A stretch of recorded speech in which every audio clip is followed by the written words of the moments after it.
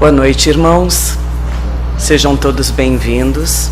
Convido a todos nesse momento para fecharmos os olhos,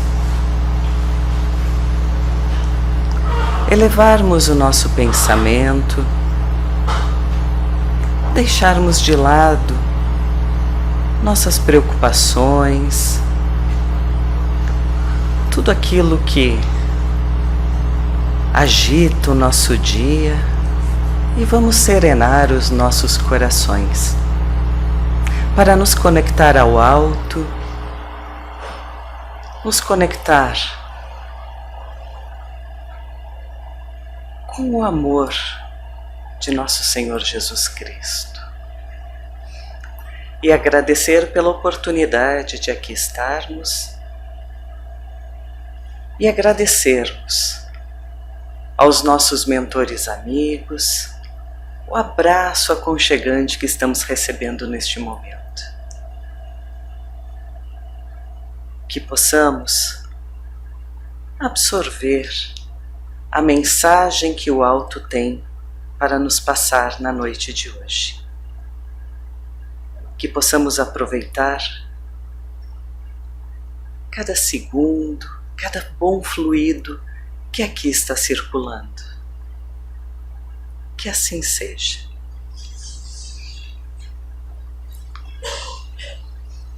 A palestra da noite de hoje é uma reflexão que Emmanuel faz com relação a um pequeno trecho de uma carta de Paulo aos Coríntios, na primeira epístola, que diz: Ora, vós sois o corpo do Cristo e seus membros em particular. Emmanuel faz a seguinte reflexão: o Evangelho não nos convida à confiança preguiçosa nos poderes do Cristo, qual se estivéssemos assalariados para funcionar em claques de adoração vazia. O apóstolo Paulo faz-nos sentir toda a extensão da responsabilidade que nos compete à frente da Boa Nova. Cada cristão é parte viva do corpo de princípios do Mestre, com serviço em particular. Não te iludas assim, fixando-te exclusivamente em afirmações labiais de fé no Senhor, sem adesão do próprio esforço ao trabalho edificante que nos foi reservado. Sentindo, pensando, falando, e ainda nessa ou naquela ocorrência, é indispensável compreender que é preciso sentir, pensar, falar e agir, como se o Mestre estivesse sentindo, pensando, falando e agindo em nós e por nós. Alguém provavelmente dirá que isso seria atrevida superestimação de nós próprios. Entretanto, apesar de nossas evidentes imperfeições, é forçoso começar a viver no Senhor para que o Senhor viva onde nos cabe viver. Para isso, perguntemos diariamente a nós mesmos como faria Jesus o que estamos fazendo, porque, sendo o Cristo o dirigente e mentor de nossa fé, todos nós, servos dele, somos chamados, no setor da atividade individual, a defini-lo e tratá-lo com fiel expressão. Essa reflexão que Emmanuel faz está no livro Palavras de Vida Eterna, no capítulo referente a Na Construção do Mestre. Geralmente eu coloco slides, para poder ajudar, guiar, ficar mais visual. Peço desculpas, então hoje vai sem apresentação, comigo somente falando hoje. Então, neste capítulo, Na Construção do Mestre, Emmanuel faz exatamente este chamado, para que possamos viver, sentir, falar, o Mestre faz. Isso significa que as nossas ações, nossos pensamentos e os nossos sentimentos devem estar de acordo com os ensinamentos de Jesus. Estamos vivendo de acordo com os ensinamentos? Vamos pegar um personagem hipotético, a dona Nananã. Aí a dona Nananã vai dizer, sim, eu vivo de acordo com os ensinamentos de Jesus. Nunca matei e não pretendo matar ninguém. Nunca roubei, não roubo, nem longe de mim querer roubar. Então, eu sou uma pessoa de bem, não faço mal para ninguém. Sou uma pessoa do bem. Portanto, eu vivo sim, conforme os ensinamentos de Jesus. Sigo à risca os ensinamentos de Jesus. Muito bem, dona Nananã, perfeito. Tudo isso realmente faz parte dos ensinamentos. E a senhora, o que me diz daquela sua vizinha que não fala muito com a senhora? Deus o livre, ela que não apareça no meu caminho. Aquela pessoa, e aí começa a querer contar alguma coisa, sendo verdade ou não, não importa. Vai falar mal? Maledicência. Não importa, pode até ser que ela saiba alguma coisa realmente da pessoa, mas falar, aí é outra coisa. Devemos falar mal dos outros. Jesus ensinou a falar mal. Se fosse Jesus ali, naquele lugar, estaria falando mal de alguém? Não. E se tentar emendar mais alguma coisinha? Também não, pior ainda, né? Então vejam que são pequenas coisas no nosso dia a dia, pequenas ações que a gente faz, que a gente pode fazer, cometer pequenos deslizes que Jesus não faria. Ou agora, vamos pensar no seu Nananã, marido da dona Nananã. Tá sempre pronto, chamam para o futebol, tá prontinho para ir jogar futebol. Aí os amigos do futebol chegaram para ele, ô Nananã, amanhã a gente não vai jogar futebol, no lugar do futebol, a gente vai lá num desses centros de triagem que estão recebendo doações, fazer triagem e depois a gente vai pegar e levar em algum lugar. Se tu não quiser levar, tudo bem, mas vamos lá, na hora do futebol, né? Vamos ajudar a fazer a triagem, carregar caminhão, descarregar carro, etc. Ah, não, tá muito frio. Não vou. Tá frio demais. Hoje, daí, em vez de jogar, em vez de ir lá, vou ficar em casa. O simples fato de ele não está fazendo nada demais, ele não está prejudicando ninguém, mas ele está deixando de agir, deixando de ter uma ação que ajude alguém. Ou seja, não é só fazer algo errado, o deixar de fazer também está nos colocando numa condição de não estar seguindo os ensinamentos do Mestre. O que Jesus disse? Ele não nos disse para ajudarmos o nosso próximo, amarmos, não medirmos esforços pelo próximo?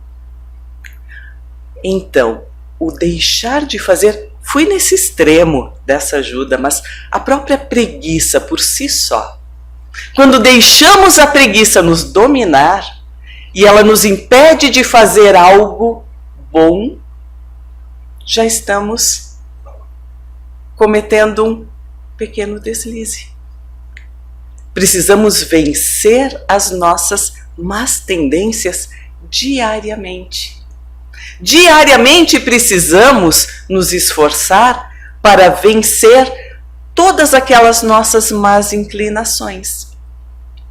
Sejam elas grandes ou mesmo as pequenininhas, como a preguicinha, que possamos vencer diariamente.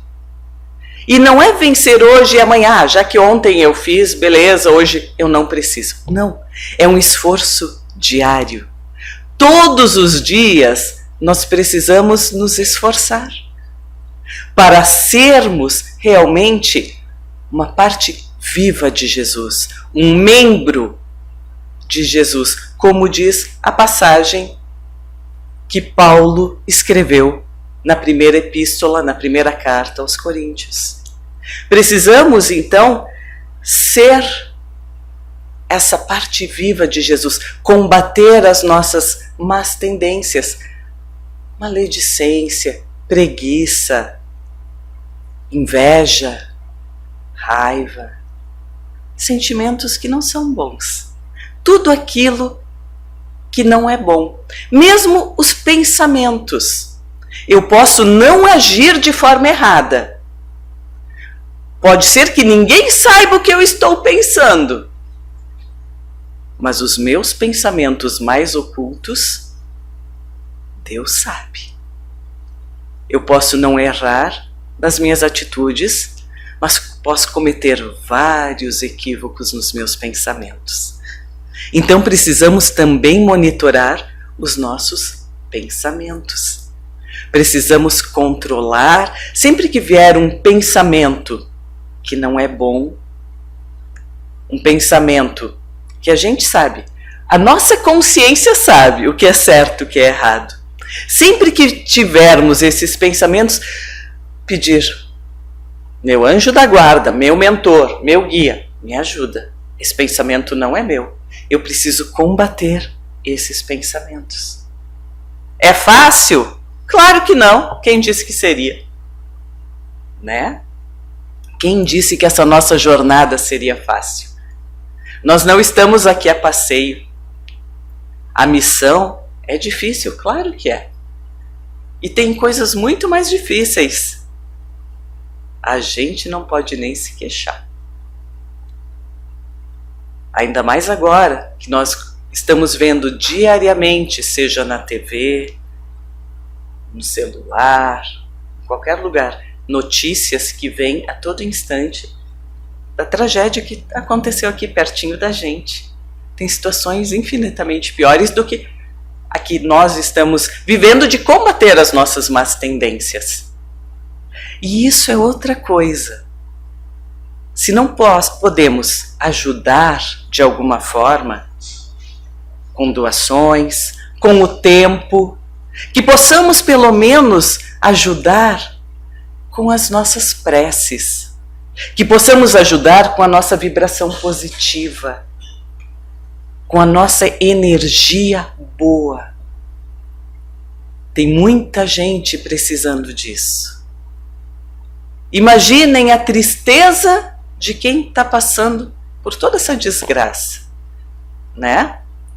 E a gente entrar nessa nuvem pesada, negativa, de pensamentos ruins, nos envolvermos também na tristeza, às vezes até na revolta, só vai piorar a situação. A gente precisa ajudar com as nossas boas vibrações a sustentar essas pessoas que estão passando pelas dificuldades e todos os voluntários que estão trabalhando, alguns incansáveis desde o primeiro dia.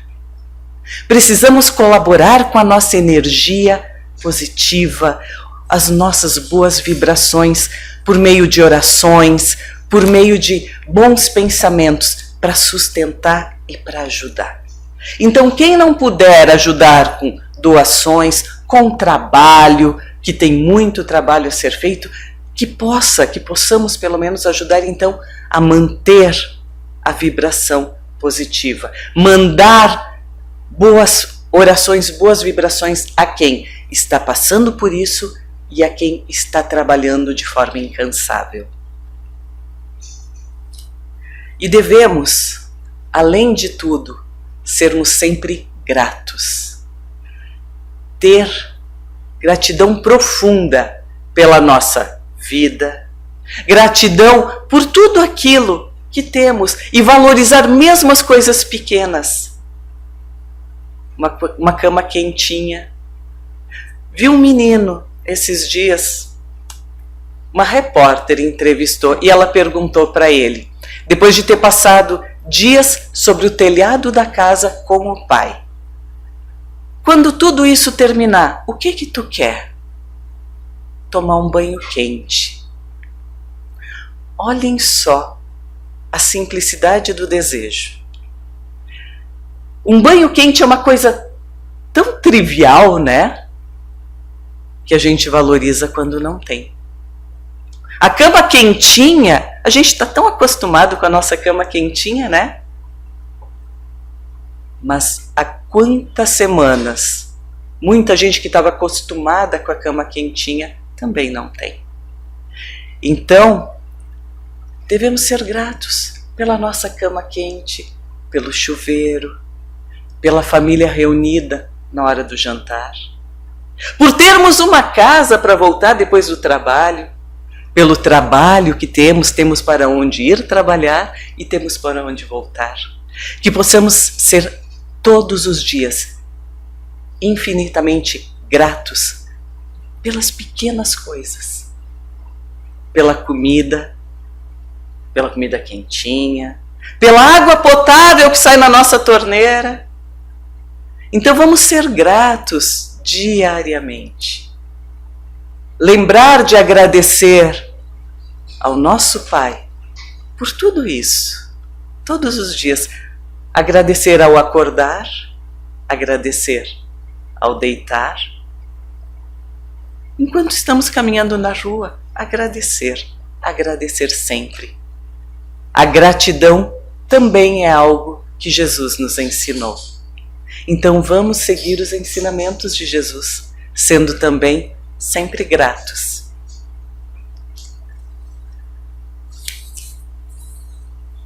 No Evangelho segundo o Espiritismo, tem um trecho que diz: reconhece-se o verdadeiro espírita pela sua transformação moral e pelos esforços que faz para domar as suas más inclinações. Ou seja, a nossa fé, ela deve ser acompanhada de uma transformação interior. Todos os dias devemos trabalhar isso. Devemos promover essa transformação diária.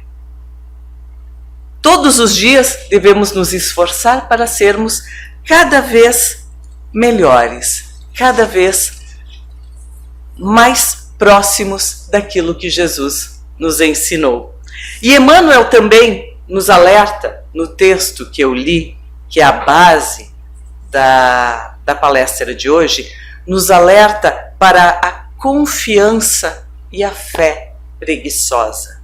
Não basta somente proferirmos a nossa fé de forma verbal. Devemos, além, claro, da forma verbal, devemos vivê-la no nosso dia a dia. Devemos mostrar a nossa fé através das nossas atitudes, através das nosso trabalho para corrigir as nossas imperfeições diariamente. E não basta apenas afirmar a nossa fé em palavras. Nós precisamos demonstrá-la através das nossas ações todos os dias.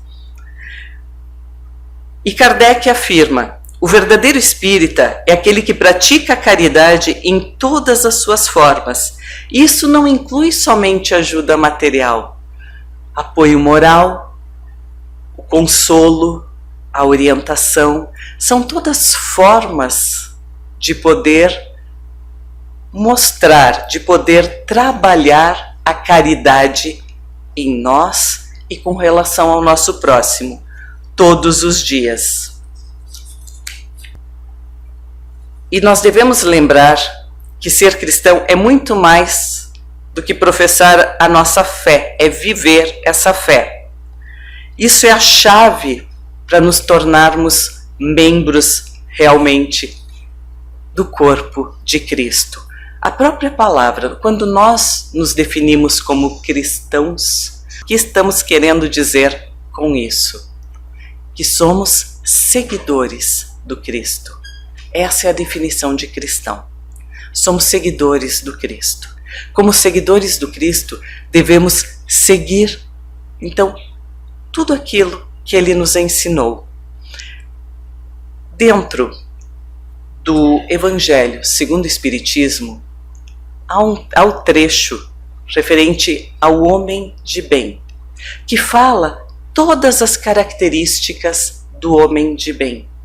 Ali não tem nada que possa ser mais próximo àquilo que Jesus nos ensinou. E eu vou usar este texto, lê-lo, para que possamos refletir e encerrar a palestra da noite de hoje. O homem de bem. O verdadeiro homem de bem é o que pratica a lei de justiça, de amor e de caridade, na sua maior pureza. Se interroga a sua consciência sobre os atos que praticou, pergunta-se se não violou essa lei, se não fez o mal, se fez todo o bem que podia, se negligenciou voluntariamente uma ocasião de ser útil, se ninguém tem qualquer queixa dele, enfim, se fez aos outros tudo aquilo que queria que os outros lhe fizessem. Tem fé em Deus, na sua bondade, na sua justiça e na sua sabedoria. Sabe que sem a sua permissão nada acontece e submete-se em todas as coisas à sua vontade. O homem de bem tem fé no futuro, razão porque coloca os bens espirituais acima dos bens temporais. Sabe que todas as vicissitudes da vida, todas as dores, todas as decepções são provas ou expiações e as aceita sem murmurar. O homem possuído do sentimento de caridade e de amor ao próximo faz o bem pelo bem, sem esperar pagamento, retribui o mal com o bem, toma a defesa do fraco contra o forte e sacrifica sempre o seu interesse à justiça. Encontra satisfação nos benefícios que espalha, nos serviços que presta, nas felicidades que promove, nas lágrimas que estanca e nos sofrimentos que consola. O seu primeiro impulso é pensar nos outros antes de pensar em si e procurar o interesse dos outros antes do seu próprio interesse. O egoísta, ao contrário, calcula os proveitos e as perdas de cada ação generosa. É bondoso, humano e benevolente para com todos, sem distinção de raças nem crenças, porque vê todos os homens como irmãos. O homem de bem respeita nos outros todas as convicções sinceras e não lança anátema aos que, como ele, não pensam da mesma forma. Em todas as circunstâncias, a caridade é o seu guia, pois considera que aquele que prejudica os outros com palavras maldosas, que fere a suscetibilidade de alguém com o seu orgulho e desdém, que não recua a ideia de causar um sofrimento, uma contrariedade, ainda que ligeira, quando poderia evitá-la, falta ao dever de amor ao próximo e não merece a clemência do Senhor. Não tem ódio nem rancor, nem desejos de vingança. A exemplo de Jesus, perdoa e esquece as ofensas, e só dos benefícios se lembra, porque sabe que será perdoado conforme perdoar. É indulgente para com as fraquezas alheias, porque sabe que também precisa de indulgência. E se lembra destas palavras do Cristo: atire a primeira pedra aquele que estiver sem pecado. Não se compraz em procurar defeitos nos outros, nem em expô-los. Se a necessidade a isso o obriga, procura sempre o bem que pode atenuar o mal. Estuda suas próprias imperfeições e trabalha sem cessar em combatê-las. Todos os esforços emprega para poder dizer, no dia seguinte, que há nele alguma coisa melhor do que na véspera. Não procura fazer valer nem o seu espírito, nem os seus talentos, à custa de outrem. Aproveita, ao contrário, todas as ocasiões para fazer que se sobressaiam nos outros. Não se envaidece da sua riqueza nem das suas vantagens pessoais, porque sabe que tudo quanto lhe foi dado pode ser retirado. Usa, mas não abusa, dos bens que lhe são concedidos, porque sabe que são um depósito de que terá de prestar contas e que o emprego mais prejudicial que deles lhe pode advir para sua própria felicidade será o de os utilizar em satisfação de suas paixões. Se na ordem social alguns homens se acham sob seu mando, trata-os com bondade e benevolência, porque são seus iguais perante Deus. Usa da sua autoridade para lhes moralizar, e não para os esmagar com o seu orgulho. Evita tudo quanto lhes possa tornar mais penosa a posição subalterna em que se encontram. O subordinado, por sua vez, compreende os deveres da sua posição e se empenha em cumpri-los conscienciosamente. O homem de bem, enfim, respeita nos seus semelhantes todos os direitos que as leis da natureza lhe concedem, como quer que os seus sejam respeitados. Então, meus irmãos, que possamos sempre lembrar do texto do homem de bem, que possamos nos inspirar nesta leitura, nestas palavras que estão no Evangelho, segundo o Espiritismo, para que possamos viver cada dia de forma mais plena dentro dos ensinamentos de Jesus, que possamos ser realmente parte viva do corpo de Cristo. Que possamos ter aproveitado, que possamos aproveitar essa reflexão que Emmanuel nos trouxe, para que possamos trabalhar cada vez mais em nós, a nossa melhoria, que possamos nos aperfeiçoar cada dia mais, moral e espiritualmente. Era isso, meus irmãos, que tinha para a noite de hoje. Agradeço a atenção de todos. Vamos fechar os olhos e aproveitar todos os bons fluidos do passe que vamos receber agora, nos conectando ao Mestre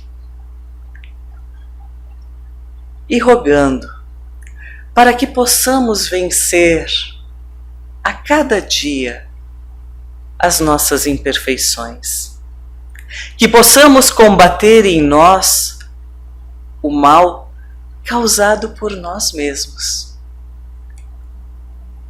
que possamos dia a dia nos aproximarmos mais dos ensinamentos, nos aproximarmos mais